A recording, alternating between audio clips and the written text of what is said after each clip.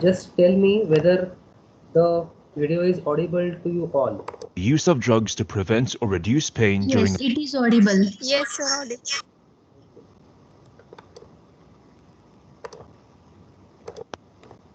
anesthesia is the use of drugs to prevent or reduce pain during a medical procedure. There are two major classes of drugs. Local anesthetics. These drugs block transmission of pain signals from peripheral nerve endings to the central nervous system.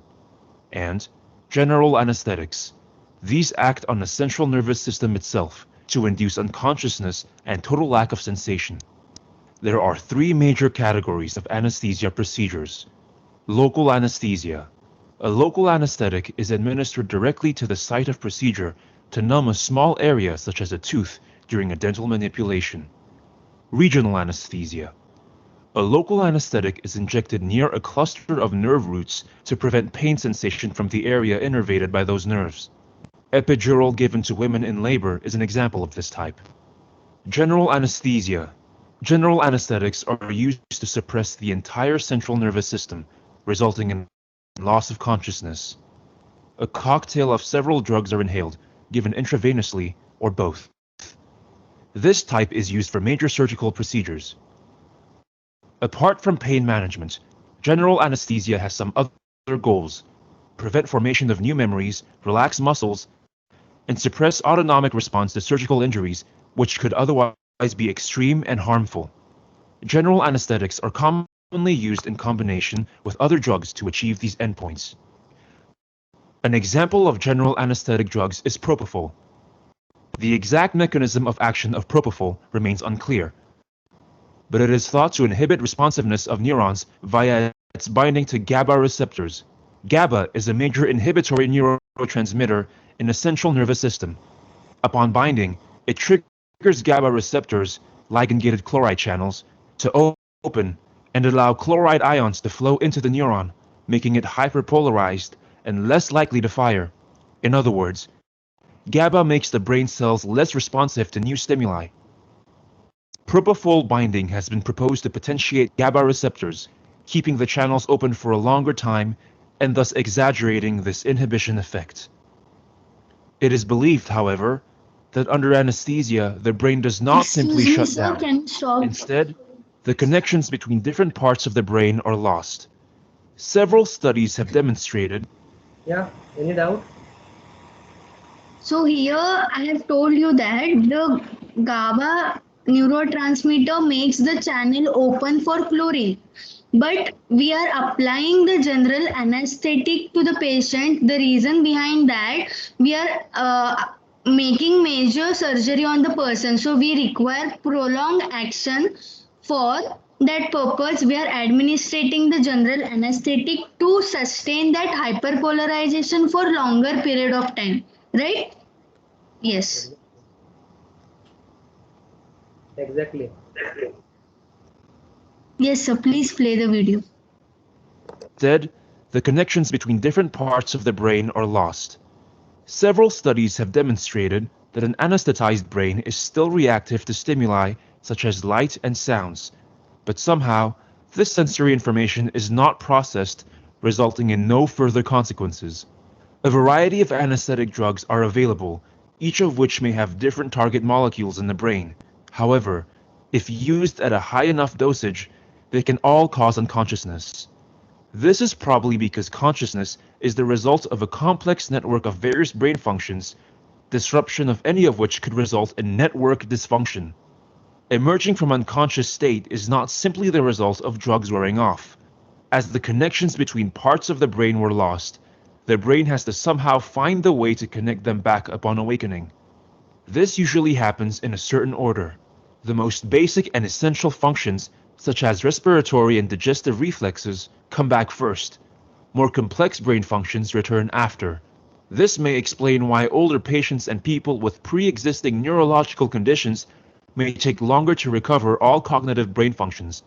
The risk and extent of postoperative delirium, a state of mental confusion after surgery, are also higher in these patients. The right dose of overall anesthesia is critical. It is usually calculated based on patient's weight, age, and medical history. Past or current uses of recreational drugs also have to be taken into account, as this may affect the brain's sensitivity to anesthetic drugs. Too much anesthesia results in too deep state of unconsciousness, and consequently greater risks of post-operative complications and long-term cognitive dysfunction. On the other hand, a too low dose may cause the patient to wake up during the surgery, a phenomenon known as anesthesia awareness, which might be a traumatic experience to some patients. Thank you for watching. Please feel free to suggest a topic you want us to cover by leaving a comment below.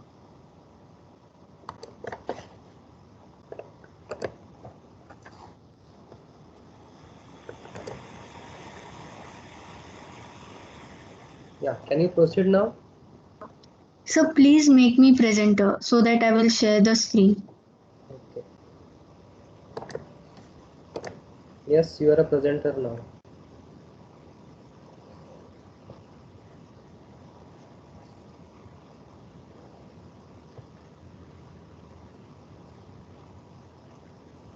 Make a slideshow mode, so it will be better.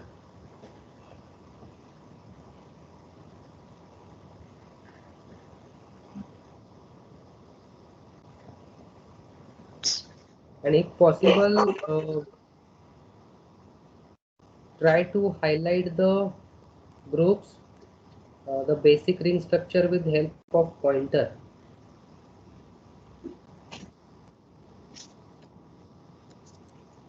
For that, first you go to the slideshow mode.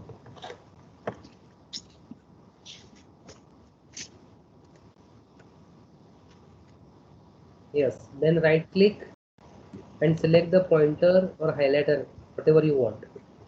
Yes, sir. So my voice is clearly audible, na? Yes, clearly. Okay. So today, in the yesterday class, we have discussed about the inhalation anesthetic. So before moving to that, so we have seen the two terms in the video, that is anesthetic awareness and the dosage of anesthetic agent is not been a stable one. So the reason behind that, they have prescribing the general anesthetic by elucidating the body weight, gender, medical history. So I have told in case of third or fourth slide, the pre-anesthetic inquiry is done to measure the, to conclude that what amount of general anesthetic should be given, right? So in the second case, the anesthetic awareness. So here in the ultra short acting drugs, you will find out that even if we give this ultra short acting anesthetic for major surgery, the patient will feel that pain, will not undergo complete consciousness, and will lead and will have some of the stimuli towards that external stimuli, right? Okay. So that 2 points I have to tell you. So I have told.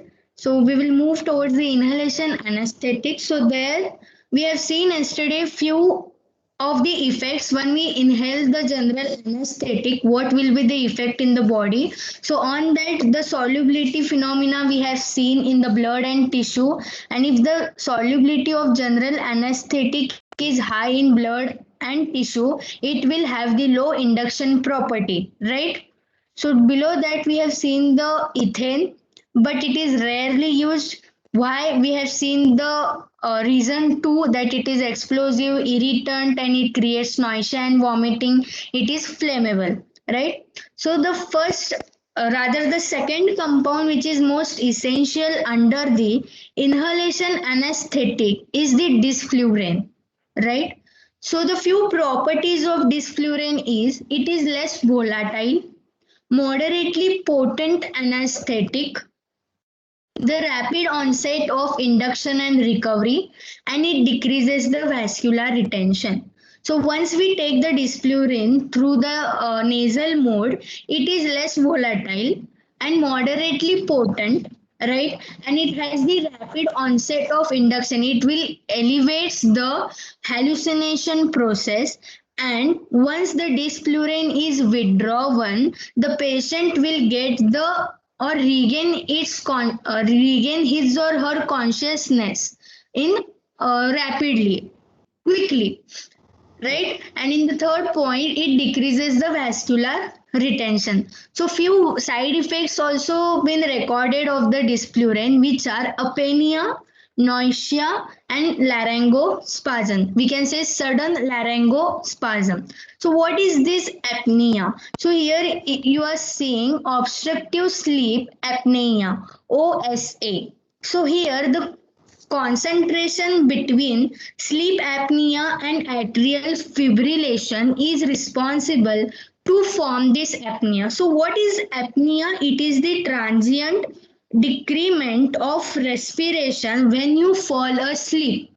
It is very common that when the patient is under the general anesthetic, it will have the dreamy state, hallucination state, sleepy state. So during that sleepy mode, the respiratory respiration is in such a state that it at a point it completely stops, which is the transient. It is temporary one, but it is the condition when the patient is administering the dyspluren is experiencing this condition, which is fatal if it is sustained for prolonged time, right? So generally the apnea is the transient decrement of respiration during this sleep, and that sleep is present in the patient when you administer the general anesthetic, right?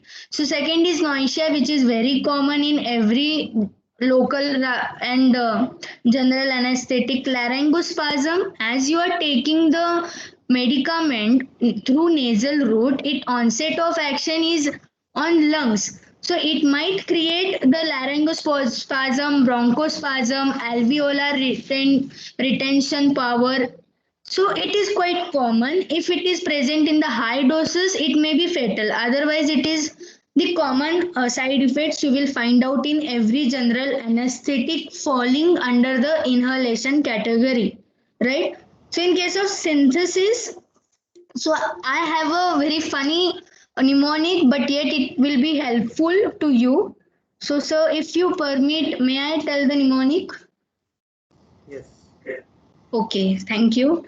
So sorry for the reverse direction of the synthesis. So dyspluren is basically synthesized from the isoflurane. So let me tell you here, the isoflurane itself is a inhalative general anesthetic. So we can derive dyspluren from the isoflurane by making use of reagent hydrogen fluoride or bromine trifluoride. So if you see the isoflurane structure, you will find the structure. If I tell you the IUPAC name, the IUPAC of the isoflurane is right. We are supposed to give the first number to the chlorine carbon. So it will be 1 chloro, 222 trifluoroethyl difluoromethoxy. Just a minute, I will use a, sorry, it was,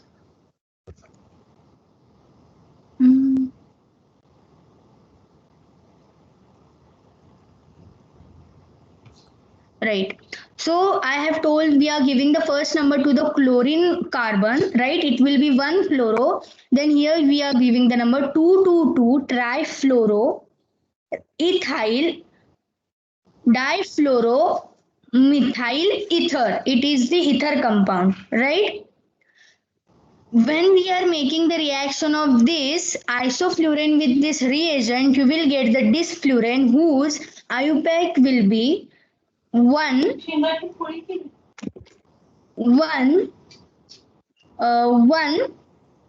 222 tetrafluoroethyl difluoromethyl ether. Right, it is hard to remember the IUPAC. I too face the problem to remember. So my mnemonic for the entire structure is that. So here we are considering this fluorine F, abbreviation of fluorine is F, as FAFDA, right? And we are considering the chlorine abbreviation as Coke, and we are considering this ether molecule as jalebi. So if you look over the isofluorine structure, it would be 3 fafda or 1 coke or 1 jalebi with 2 fafdas, right? We are considering F as fafda, Cl is a coke, O is 1 jalebi, right? So here 3 fafdas, and we are considering this attachment chain as or 1 coke or 1 jalebi with 2 fafdas, right? It is the isofluorine. So once you react this, once you use this reagent, you will get this disfluorine. So this disfluorine is having the same entire structure, but the differentiation is that the coke is replaced with fafda. That is, chlorine group is replaced with fluorine. So here 3 fafdas or 1 fafda or 1 jalebi with 2 fafdas. Right, you will find it very easy once you draw by making this mnemonic fit into the mind. Right? Can we move forward? So Okay. second, Question to you: what is mean by DES? DES, desfluorine. Why the term DES is there? so it is, I have to read on that. Okay, so you go through it. Why this desfluorine is there? Okay. Okay. Why similarly isofluorine, and what do you mean by desfluorine? I think it might be the name given to its isomer. Yeah, you find it out. You are close to the answer. You go through it and get the answer in next lecture. Sure, sir.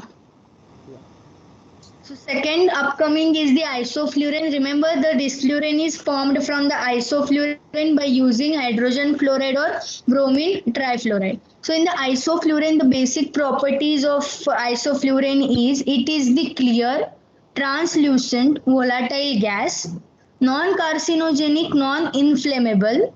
It is usually used in the induction or to maintain the anesthetic responses, right? It is translucent means it has the transient action, but it is having the onset of action, rapid onset of action, right? And it is volatile in nature, non-carcinogenic, and this property allowed the surgeons to use isofluorine on a large note, right? It is non-carcinogenic, that's why it is used on large scale by the surgeons. It is non-inflammable. On the other side, it induces the induction phase and maintain the anesthetic responses. So if you see the recovery rate once we withdraw the isofluorine, is quite lengthier as compared to disfluorine, right? The side effect is the respiratory depression. As I have told, the recovery period is less. During that phase, the patient may experiences the apnea, which comes under the respiratory depression. Nausea, vasomotor control is lost. We have seen in the fourth phase of anesthesia, which is the medullary paralysis. So there you will find this vasomotor control is lost because the medulla oblongata is under stress. So it will lead to the vasomotor control of the body less. Right? If you see the synthesis, it is synthesized from 2-difluoromethoxy 1,1,1 trifluoroethane, right? So here you are supposed to apply the same mnemonic, right? 3 fafdas or 1 jalebi, or it is 2 fafdas. You can consider this CH. In the previous slide, there was no CH. It was displayed in the form of chain conformation. I have put the CH group as molecular conformation, right? So once we react this 2-difluoromethoxy 1,1,1 trifluoroethane with chlorine in presence of UV light or UV light, or we can consider only chlorine. you will lead to you will get the compound isoflurane, where there will be the substitution of the chlorine group, right? The third upcoming third compound coming under the inhalation anesthetic is the halothane, which is prototype in nature. What is prototype? Can anyone here know the meaning? Yes. Okay, so here the prototype I have searched a lot. So I have found that the prototype, it is the term given to those compound which displays the entire class falling under them, right? We are studying here the inhalation anesthetic. So in that we are studying the halothane. So it is prototype in nature. That means it is the prominent compound majorly used under the inhalation anesthetic. So it is prototype in nature. I have found this meaning out of the Google and various website. So I thought it would be regarding its solvent, but it is not regarding that. Its meaning is in that mode. So subsequent point tells that it is the potent type of general anesthetic, right? Volatile liquid at room temperature, photosensitive, right? It undergo degradation once it is get exposed to the sunlight. It is metabolized by CYP450. The pharmacology aspects I have quoted here, right? Used for obstetrics unit operation, as it relaxes the skeletal muscle predominantly. So what is this obstetrics? It is obstetrics. It is the surgery done for the reduction in the fat. There are various subtypes in this surgery, that is gastrectomy, right? It is usually done to reduce the fat, right? So in that it is majorly used. Side effects concerned with the halothane is the respiratory depression and malignant hyperthermia. So what is the hyperthermia? It is the elevation in the body temperature due to failure of heart to manage it. So it is affecting, this hyperthermia is the term, it related to the heart dysfunctioning. Due to the heart dysfunctioning, the body temperature is elevated, right? So this is the few side effects of halothane. Other than this two, it is majorly used because it is prototype in nature and it is having potent action. So we have seen that the halothane, once it combined with nitrous oxide, it is acting agonist to the GABA neurotransmitter. I have told in the earlier slide. So this halothane is formed from the 2-chloro-1,1,1 trifluoroethane.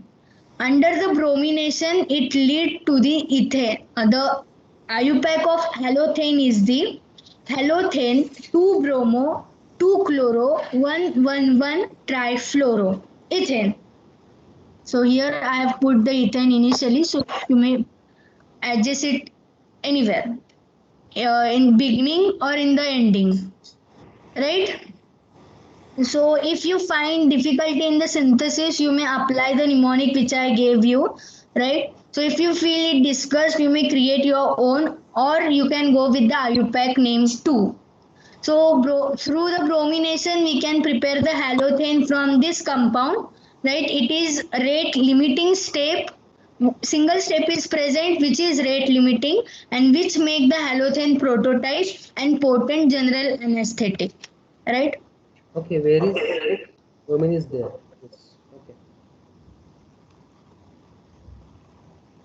Right, sevoflurane. The upcoming compound is the sevoflurane, right? The second side effect is the arrhythmia occur halothane and adrenaline, right? So this arrhythmia is the dysfunctioning of the tricuspid and bicuspid valve in the heart. So that is occurred once the halothane is combined with the adrenaline, right? Once it combined with the adrenaline, it has the ill effect on the valves of the heart and leading to the hyperthermia and elevation in the body temperature, right?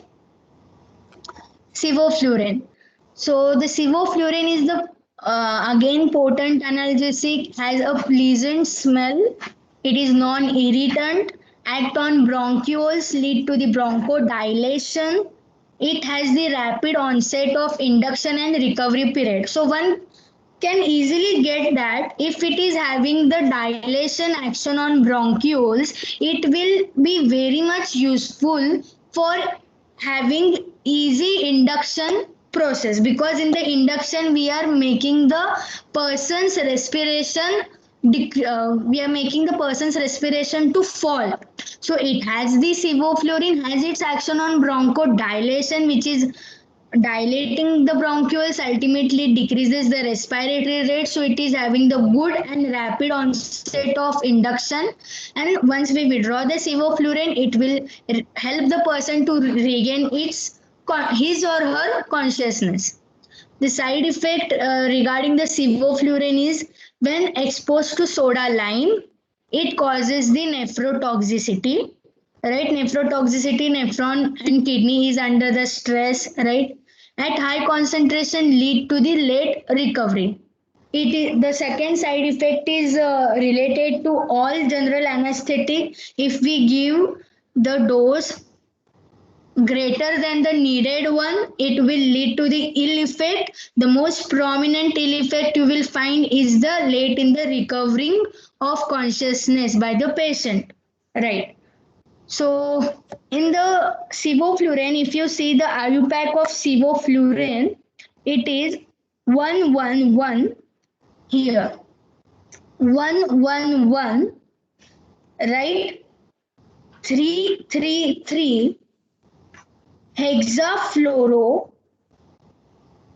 Right, here it is the sevoflurane. It is the compound through which the sevoflurane is generated. So I'm really sorry. So it is the structure of the sevoflurane where it is 111 trifluoro, 333 hexafluoro, 2-fluoromethoxypropane. So the parent ring structure is the propane, on which 1 and 3 position is attached by the fluorine group, which is given the nomenclature as 111-333 hexafluoro 2-fluoromethoxypropane. So here O is there, to which the methyl group is attached. So we are considering here as the methoxy group, right? And it is the sevoflurane which is obtained from hexafluoroisopropyl alcohol. So here it is the hexafluoro. The parent ring is the propane, to which at the second position of the propane, the OH group is attached. So it becomes the isopropyl. Parent ring becomes the isopropyl, and the six fluorine groups are attached to the first and third carbon. So it becomes the hexafluoro isopropyl alcohol. Right? Once this hexafluoro isopropyl alcohol react with aldehyde or hydrogen trifluoride in presence of sulfuric acid, concentrated sulfuric acid, you will get the sevoflurane whose IUPAC is 1 rather hexafluoromethoxypropane. Right? Hexafluoromethoxypropane. It is obtained from hexafluoroisopropyl alcohol by making it reaction with aldehyde or hydrogen trifluoride in presence of concentrated sulfuric acid, which will replace this alcoholic OH group to the methoxy group, and lead to generate the sevoflurane moiety, which is more potent and non-irritant non-irritant general anesthetic agent. Right? So second last. Monica, can we stop here? Yes, sir, as per you say. Yeah. Yes, Rajeshwari. Yes. Are you there? Yes, sir. Your voice is slow. Have you checked your network settings? Yes, sir, I have checked.